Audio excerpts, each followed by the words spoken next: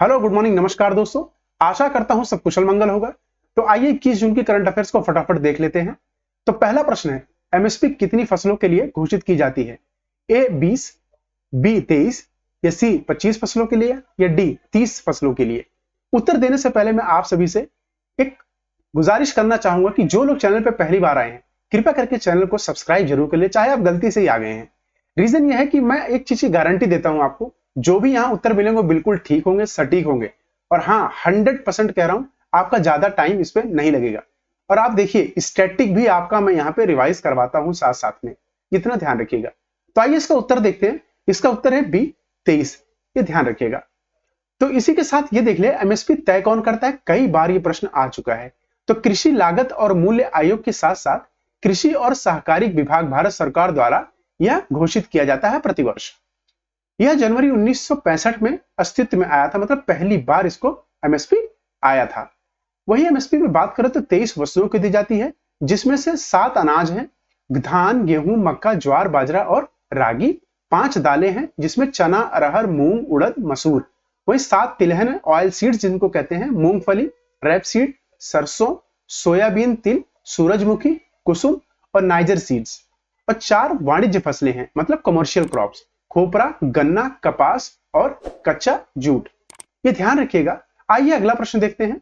अगला प्रश्न है, ब्रिक्स गेम्स 2024 में कांस्य पदक किसने जीता? ए किरिल सोपोव, बी जेट चंद्रा या सी आर स्नेहित या डी वंदना साक्या? इसका सही उत्तर है सी आर स्नेहित, जो कि साउथ इंडिया के तेलंगाना से हैं। ये आपको ध्यान रखना है। कहां से हैं? तेलंगाना स्टेट से हैं, राज्य से हैं। इन्होंने जीता है हाल ही में। यह संस्करण कहां हो रहा है? तो रशिया में हो रहा है, ये आपको ध्यान रखना है। और इसमें गोल्ड किसको मिला है? तो किरिल स्काकोवा को मिला है, जो कि रशिया के प्लेयर हैं। ये आपको ध्यान। इसी के साथ ये ध्यान रखिएगा कि ये चल कहां रहा है, ये ब्रिक्स खेल इस साल? तो कजान, रूस में चल रहा है। ये आपको बिल्कुल बिल्कुल दिमाग में बिठा लीजिए। वहीं ब्रिक्स खेलों की बात करें तो ध्यान रखिएगा, इसमें कितनी कंट्रीज पार्टिसिपेट कर रही है इस साल? 70 से ज्यादा, मोर देन 70 कंट्री। उसी के साथ अगर हम बात करें तो ब्रिक्स के फाउंडर मेंबर्स कौन थे, मतलब जो सदस्य जिन्होंने ब्रिक्स को बनाया था? तो बात करें तो इसमें ब्राजील, रूस, भारत, चीन और दक्षिण अफ्रीका ये इसके फाउंडिंग मेंबर हैं।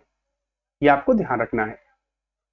वहीं 2009 में रूस में पहला औपचारिक शिखर सम्मेलन हुआ था। अगर कोई क्वेश्चन पूछेगा कि भाई इसका आप ये बताइए, औपचारिक रूप से इसका संगठन का ये इसमें कब आया था, अस्तित्व में कब आया था? तो 2009 ही बोलेंगे। वैसे 2001 में इसकी नींव रख उठी थी। वहीं 2010 में दक्षिण अफ्रीका इसमें शामिल हुआ था। नए सदस्य में कौन कौन है जो इसमें शामिल होंगे? अर्जेंटीना, मिस्र, इथोपिया, ईरान, सऊदी अरेबिया और यूएई। वहीं 15वां ब्रिक्स शिखर सम्मेलन 2023 जोहान्सबर्ग दक्षिण अफ्रीका में हुआ था। और अगर बात करें दक्षिण अफ्रीका की कैपिटल क्या है? Cape Town. ये आपको ध्यान रखना है, जोहान्सबर्ग नहीं है। कई बार बच्चे ये भी गलती करते हैं। तो मेरे दोस्तों ये ध्यान रखिएगा, अभी 16वां संस्करण कहां होगा इसका आंसर नहीं आया है। जैसे आएगा मैं आपको पक्का अपडेट दूंगा, तो ध्यान रखिएगा। इसी के साथ ये मैप जरूर देख लीजिएगा ब्रिक्स का, जो कि बहुत इंपॉर्टेंट है। जो इसके फाउंडिंग मेंबर्स हैं वो लाल रंग से हैं, और जो इसके नए मेंबर्स हैं वो हल्के ग्रीनिश रंग से हैं, और जिन्होंने अप्लाई कर रखी मेंबरशिप के लिए वो येलो कलर से हैं। ये ध्यान रखिए। तो इसमें रशिया, चाइना, इंडिया, मैंने आपको बताया ब्राजील, ये फाउंडिंग मेंबर है। और ये देख लिए सऊदी अरेबिया, ईरान, आपका इजिप्ट हो गया, ये सब कौन है? वो मेंबर है जिन्होंने अभी न्यूली इसको ज्वाइन किया है, चाहे अर्जेंटीना। उसी के साथ ये येलो जो आप देख रहे हैं, ये कंट्रीज ने अप्लाई किया, इनकी मेंबरशिप अभी सैंक्शन नहीं हुई है। आइए अगला प्रश्न देखते हैं। अगला प्रश्न है, हाल ही में किस संगठन ने भारत के स्वास्थ्य प्रणाली की तैयारी के लिए $170 मिलियन की ऋण राशि प्रदान की है? A WHO, B NDB, C World Bank या डी एडीबी? तो ध्यान रखिए, हाल ही में एशियन डेवलपमेंट बैंक ने $170 मिलियन की ऋण राशि प्रदान की है भारत को स्वास्थ्य प्रणाली सुधारने के लिए। उसी के साथ अगर बात करें इसकी स्थापना कब हुई थी, एडीबी की बात कर रहे हैं। इसकी स्थापना हुई थी 1966 को। मुख्यालय इसका कहां है? मनीला, जो कि कैपिटल है फिलीपींस की। वहीं एडीबी में कुल 68 सदस्य हैं। 49 इसमें एशियाई और प्रशांत के भीतर से हैं, बाकी 19 बाहर से हैं। वहीं बात करें सबसे बड़े शेयर धारक की, तो जापान नंबर 1 पे है, दूसरा नंबर 2 पे है। अच्छा, शेयर धारकों को रैंकिंग कैसे दी जाती है? रैंकिंग दी जाती है इनके पैसा स्पेंड करने के, मतलब कितनी रकम इन्होंने एडीबी में लगाई है, कितना पैसा इन्होंने दिया है। तो भारत इसमें 5वें नंबर पे है, ध्यान रखिएगा। वहीं बात करें भारत द्वारा स्वास्थ्य पर सकल घरेलू उत्पाद का कुल कितना परसेंट स्पेंड किया जाता है, तो 2% से 2.5%। ये बहुत ही इंपॉर्टेंट है, इसको आप कहीं ना कहीं नोट कर लीजिए। आइए अगला प्रश्न देखते हैं। अगला प्रश्न है, हाल ही में लोकसभा के प्रोटम स्पीकर के रूप में किसे नियुक्त किया गया? ए ओम बिरला, बी जगदीप धनखड़, सी वीरेंद्र कुमार या डी द्रौपदी मुर्मू। तो ध्यान रखिएगा अभी हाल ही में वीरेंद्र कुमार को इस पद पे नियुक्त किया गया है। वही बात करें जगदीप धनखड़ की, तो ये कौन है हमारे, ध्यान रखिएगा ये हमारे वाइस प्रेसिडेंट है। ओम बिरला ये हमारे पहले क्या थे, ये हमारे पहले स्पीकर थे, पहले speaker in the sense of 17वीं लोकसभा 17th। अभी इस साल अभी ये नियुक्त नहीं हुए हैं, जैसे इनकी नियुक्ति होगी मैं आपको अपडेट दे दूंगा। तो ध्यान रखिए। वहीं बात करें द्रौपदी मुर्मू, ये हमारी प्रेसिडेंट है। इसी के साथ आइए इससे जुड़े सारे फैक्ट्स देख लेते हैं कि लोकसभा के अस्थायी पीठाधीन अधिकारी बोलते हैं इनको, प्रोटम स्पीकर को। वही किसके द्वारा नियुक्त किए जाते हैं, तो भारत के राष्ट्रपति द्वारा इनकी नियुक्ति होती है। लोकसभा के नवनिर्वाचित सदस्यों को शपथ दिलाने और नए अध्यक्ष का चुनाव कराने इनका मेन कार्य होता है, ये इनका कार्य है, ये बस इनका यही कार्य होता है। आमतौर पर लोकसभा के सबसे वरिष्ठ सदस्य को प्रोटम स्पीकर के रूप में चुना जाता है। वह नया अध्यक्ष चुने जाने तक ये अल्पकाल होता है, बस मतलब नया सदस्य जैसे ही स्पीकर का चुन लिया जाता है लोकसभा का, वैसे ही इनका जो पदवी होती है वो खत्म हो जाती है। आइए अगला प्रश्न देखते हैं। अगला प्रश्न है, नाटो के अगले महासचिव के रूप में किसे नियुक्त किया गया है? A Vladimir Zelensky, B Mark Rutte या सी जॉर्जिया मेलोनी या डी जो बाइडेन। तो ध्यान रखिएगा मार्क रूट को इस पद पे भी हाल ही में महासचिव के नियुक्त किया गया है। वही बात करें व्लादिमीर जेलेंस्की की, तो ये यूक्रेन के प्रेसिडेंट है। कहां के? यूक्रेन के प्रेसिडेंट है। और वही बात करें जॉर्जिया मेलोनी की, तो ये प्राइम मिनिस्टर है। कहां की? इटली की, जहां पर अभी G7 हो रहा है, G7 हो रहा है।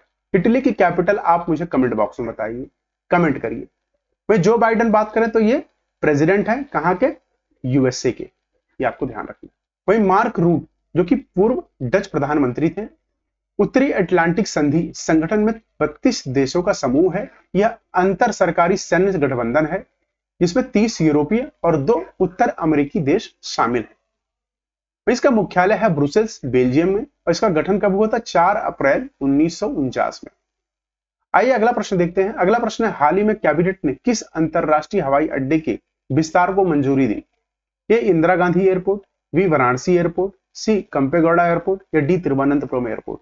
तो ध्यान रखिए हाल ही में वाराणसी एयरपोर्ट को बढ़ाने के लिए मंजूरी दी है। वहीं इंदिरा गांधी एयरपोर्ट की बात करें और कैंपागौड़ा की बात करें तो ये इंडिया के सबसे बेस्ट एयरपोर्ट्स में इस बार वर्ल्ड की सूची में आए हैं।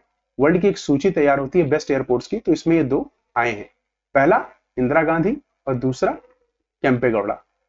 वहीं तिरुवनंतपुरम की बात करें तो वेस्ट को हैंडल करने में, जीरो वेस्ट हैंडल करने में इनका रैंकिंग नंबर 1 है, ये ध्यान रखिएगा। हाल ही में इन्होंने लैंडफिल को खत्म कर दिया है अपने हवाई अड्डे से। इसी के साथ इससे जुड़े हुए कुछ फैक्ट्स देख लेते हैं। आधिकारिक नाम क्या है वाराणसी एयरपोर्ट का? तो लाल बहादुर शास्त्री अंतरराष्ट्रीय हवाई अड्डा। उत्तर प्रदेश में कुल 5 अंतरराष्ट्रीय हवाई अड्डे हैं, प्रश्न बहुत इंपॉर्टेंट है। वही मुख्यमंत्री यहाँ के योगी आदित्यनाथ है, राज्यपाल आनंदीबेन पटेल है। अगला प्रश्न देखते हैं। अगला प्रश्न, कौन सा देश हाल ही में भारत का चौथा सबसे बड़ा निर्यात बाजार बना चीन को पीछे छोड़ते हुए? A United States, B United Arab Emirates, C Netherlands या डी यूके। तो ध्यान रखिए हाल ही में यूनाइटेड किंगडम, ब्रिटेन जिसे कहते हैं, ये चौथा निर्यात देश बन गया है भारत का, सबसे बड़ा। उसी के साथ ध्यान कर लीजिएगा कि व्यापार वाणिज्य और उद्योग मंत्रालय के अंतर्गत आता है, कई बार पूछ किया जाता है। भारत के शीर्ष निर्यात क्या क्या है? तो रिफाइंड पेट्रोलियम, हीरे और डिब्बाबंद मेडिकेल्स, ये आपको ध्यान रखना। वही भारत के शीर्ष आयात कौन कौन सा होता है? क्रूड पेट्रोलियम, कोल ब्रिकेट और सोना। भारत का सबसे बड़ा व्यापारिक साझेदार कौन है? चीन है। इससे पहले कौन था? यूएसए। अच्छा, बात साझेदारी की, तो इसमें मतलब टोटल इंपोर्ट्स और एक्सपोर्ट्स की बात हो रही है। तो हमारे भारत में, प्यारे भारत में, चाइना बहुत चीजें इंपोर्ट करता है, आपको ध्यान रखना। आइए अगला प्रश्न देखते हैं। अगला प्रश्न है, विश्व सिकल सेल दिवस 2024 का विषय क्या है? A hope through progress advancing sickle cell care globally, या बी सेलिब्रेटिंग प्रोग्रेस, या C shine the light on the sickle cell, या D increase public awareness and understanding of sickle cell disease. ध्यान रखिएगा, इसका सही उत्तर है ए, प्रगति के माध्यम से आशा, विश्व स्तर पर सिकल सेल देखभाल को आगे बढ़ाना। 19 जून को हम प्रतिवर्ष सिकल सेल दिवस मनाते हैं, ये आपको ध्यान रखना है। इसी के साथ ये भी आपको ध्यान रखना है, सिकल सेल होता क्या है।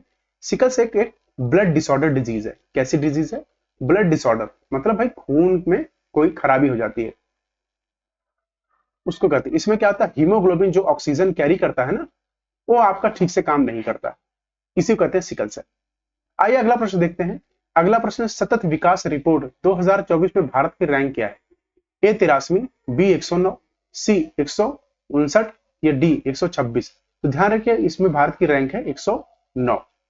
83 में बात करें तो पासपोर्ट इंडेक्स में, हेनली पासपोर्ट इंडेक्स, ठीक है, पासपोर्ट इंडेक्स में, हेनली पासपोर्ट इंडेक्स में इसकी रैंक है। वही 159 किस में है? तो यहां ध्यान रखिएगा, भारत की 159 रैंक किस में है? तो प्रेस फ्रीडम में। किस में है? प्रेस फ्रीडम में, प्रेस फ्रीडम इंडेक्स में। वहीं अगर बात करें 126वीं रैंक किस में है? तो 126वीं हैप्पीनेस इंडेक्स में, हैप्पीनेस इंडेक्स में। अच्छा, अगर मुझे कमेंट बॉक्स में बताइए, हैप्पीनेस इंडेक्स पब्लिश कौन करता है? पब्लिश कौन करता है?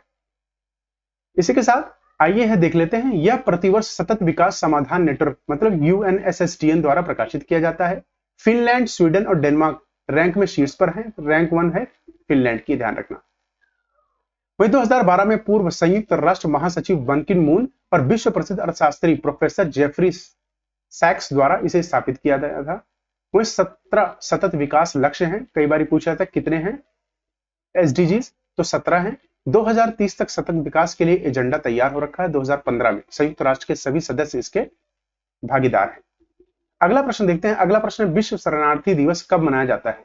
ए 21 जून, बी 20 जून, सी 19 जून या डी 5 जून। तो ध्यान रखिएगा, प्रतिवर्ष 20 जून को विश्व शरणार्थी दिवस मनाया जाता है। वही 21 जून को बात करें तो योगा डे मनाया जाता है, ये ध्यान रखिएगा। 19 जून को क्या मनाया जाता है? अभी मैंने आपको बताया, sickle day, sickle day, world sickle day, ठीक है। उसी के साथ 5 जून को है एनवायरमेंट डे, एनवायरमेंट डे, ये आपको ध्यान रखना है। इसी के साथ ये देख लेते हैं कि संयुक्त राष्ट्र महासभा यूएनजीए ने आधिकारिक तौर पर इसकी घोषणा कब की थी? 2001 में। वही विश्व शरणार्थी दिवस 2024 का विषय क्या है? एक ऐसी दुनिया के लिए जहां शरणार्थियों का स्वागत है।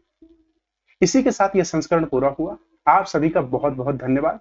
कल फिर मिलते हैं एक नए एक्साइटिंग लेक्चर के साथ। तब तक आप अपना ख्याल रखें। धन्यवाद।